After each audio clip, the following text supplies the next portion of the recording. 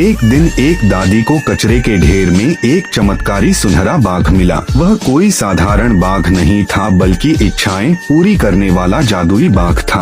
अनजाने में दादी उसे अपने घर ले आई और घर के एक कोने में एक मटके के पास रख दिया। अचानक उस बाघ से तेज रोशनी निकलने लगी और पीछे से एक रहस्यमयी आवाज, यह कोई सामान्य बाघ नहीं, इससे तुम अपनी इच्छाएं पूरी कर सकते हो, लेकिन ध्यान रखना, इसे पानी से बचा कर रखना, नहीं तो बहुत बुरा होगा। दादी ने इस चेतावनी को अनसुना कर दिया और सोने चली गई। रात को कुछ चूहे आए और मटके पर लड़ने लगे। लड़ाई में मटका टूट गया, पानी बहकर बाघ तक पहुंच गया।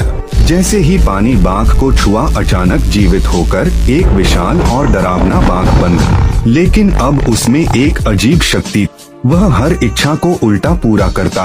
अगली सुबह दादी ने जब उस बड़े बाघ को देखा तो दंग रह गई।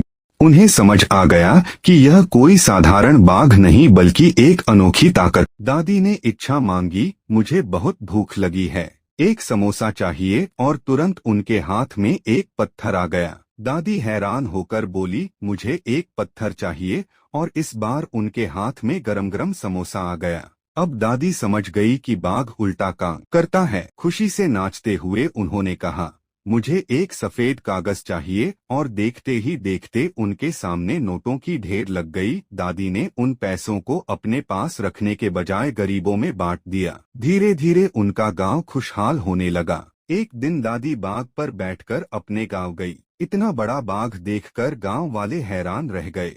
दादी ने इच्छा मांगी, हमारे गांव को पत्थरों से भर दो, और पल भर में पूरा गांव हीरों से भर गया।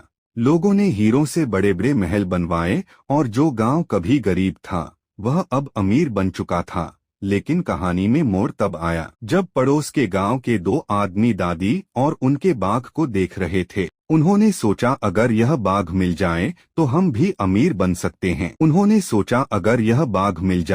तो हम भी अमीर बन सकते हैं। रात को जब दादी गहरी नींद में सो रही थी, वे दोनों चुपके से बाघ को चुरा ले गए। अपने गांव पहुंचकर उन्होंने इच्छा मांगी, हमारे गांव के हर घर में थोड़ा थोड़ा दूध हो। अचानक पूरा गांव दूध की बांड में डूब गया। उन्हें पता ही नहीं था कि बाघ हर इच्छा को उल्टा पूरा करता है। देखते ही देखते उनका गांव बर्बाद हो गया। उधर दादी अकेली बैठी रो रही थी, लेकिन बाघ के जाने की वजह से नहीं। वह इसलिए रो रही थी क्योंकि उनकी कहानी सुनने के बाद भी किसी ने लाइक और सब्सक्राइब नहीं